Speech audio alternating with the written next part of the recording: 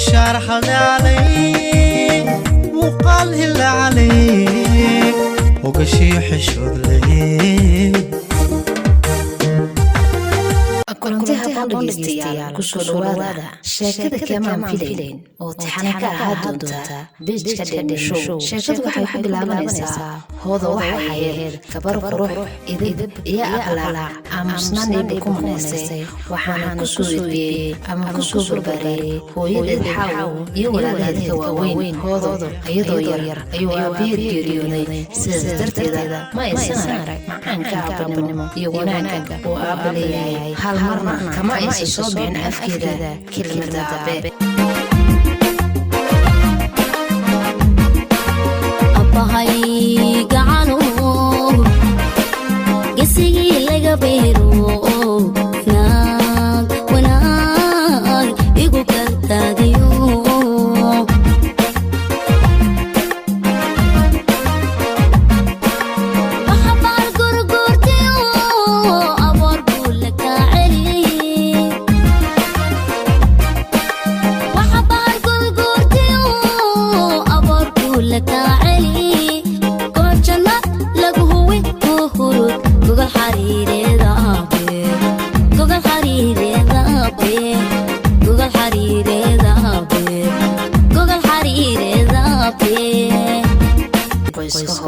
waxay deganayeen miyiga balse geerida aabahood ayaa sababay inay magaalada yimaadaan oo yaxaawo oo ah hoodo hooyadeed ayaa dhaxda u xirtay kurista carruurteeda waxaana caawinayay maxamed iyo xaliimo oo ah labada ugu waaweyn carruurta muddo kadib hoodo way soo weynaatay waxaana la geeyey iskuul waxayna iskuulka ka bilowday fasalka afaraad ee dugsiga hoose hoodo subaxaas waxaa iskuulka geeyey maxamed iyo hooyaxaawo waxa ay ahayd maalin uga duwan maalmaha kale waxa ayna ku biirtay arday iskugu jira wiilal iyo gabdho xiisadii ugu horreysay waxay ahayd maadada tarbiyada waxaana baraka ahaa ustaas faarax